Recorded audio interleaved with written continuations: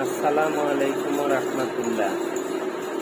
আমার প্রিয় নবীন homeopathic doctor মানসিক দুর্বলতা রোগীকে হোমিওপ্যাথিক ওষুধ আমরা কি দেই দেখাচ্ছি, চলো। প্রিয় ডাক্তার, ক্যান্ট রেপার্টরি 6th এডিশনের 53 পৃষ্ঠায় দেখো, মাইন্ড অধ্যায়ের মেইন রুব্রিকটা হলো ইমবেসিলিটি, মানসিক দুর্বলতা। ফার্স্ট গ্রেডের ওষুধ এলোসকোটিনা, এম্বাগ্রেসিয়া, অ্যানাকার্ডিয়াম,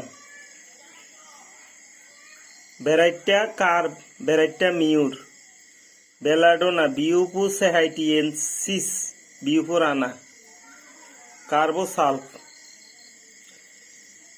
কোনিয়াম মেকুলেটাম, হাইসিয়ামাস নাইজার, ভ্যাকেসিস, লাইকোপুটিয়াম ক্লেবেটাম, ওপিয়াম, নাক্স ভূমিকা, নাক্স মস্কেটা, এসিড ফস, পিক্রিক অ্যাসিড,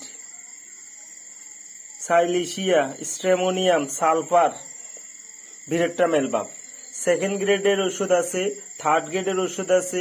সঠিকভাবে কেস টেকিং ও রেপার্টরাইজেশনের পর এখান থেকে যে ওষুধটি আসবে সেটাকে শক্তিকৃত অবস্থায় প্রয়োগ করে থাকি। ধন্যবাদ।